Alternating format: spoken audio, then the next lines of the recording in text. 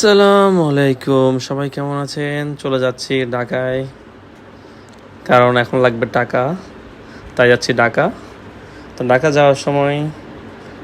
যাওয়ার সময় একটা ভিডিও করে ফেললাম। আমাদের নোয়াখালী প্রকৃতি এবং সৌন্দর্য দেখেন, চারদিকে গাছপালা, সবুজে ঘেরা আমাদের নোয়াখালী। অন্যান্য জেলা থেকে আমাদের নোয়াখালী অনেক সুন্দর আমি মনে করি আমার দিক থেকে। আপনারা কি মনে করেন অবশ্যই জানাবেন। তো যাই হোক, নোয়াখালীর রাস্তাঘাট অনেক সৌন্দর্য, অনেক ভালো, চালাতে অনেক ভালো লাগতেছে। সাথে আছে আপনাদের আপু, সে আছে পিছনে। আর আমরা কোথায় আছি দেখেন তো, এখানে একটা সাইনবোর্ড দেখা যাবে, আমাদের প্রাণ প্রিয় কাবিলা উরুপে পলাশের এলাকা বজরা বাজার। আমরা বজরা বাজারে ঢুকতেছি। দেখেন,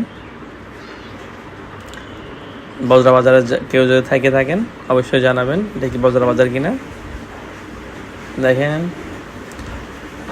আমরা এখন বজরা বাজারের কাবিলা বলেন আর পলাশ বলেন ওর এলাকার উপর দিয়ে যাচ্ছি।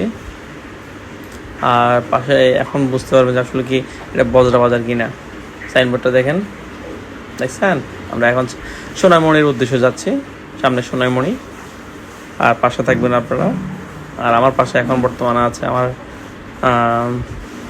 প্রিয় আপনাদের আপু এবং আমার ওয়াইফ, আমার কলিজার টুকরা পিছনে আছে।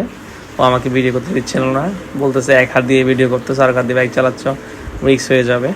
তারপর আমি চালাইছি, কারণ হলো যে আমার উদ্দেশ্য হলো যে আমাদের নোয়াখালীর যে ভিউটা এটা আপনাদের কাছে প্রকাশ করা। সামনে আছে ঐতিহ্যবাহী বজরা শাহী মসজিদ সামনে, আর পাশে আছে বজরা মেডিকেল। সামনে একটু পরে আমরা বজরা মেডিকেল এবং বজরা শাহী মসজিদের রোড পাবো। যাচ্ছি।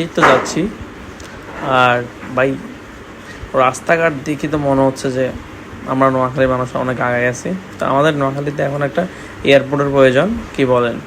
কারণ আমরা এক শহর থেকে আর শহরে যাইতে হলে এখন ওই বাসে বা ট্রেনে বা ইয়েতে যাওয়া লাগে। তো অন্যান্য জায়গাগুলোতে কিন্তু এখনও এয়ারপোর্ট হয়ে গেছে। তো যাই হোক, সবাই দোয়া করুন আমাদের জন্য।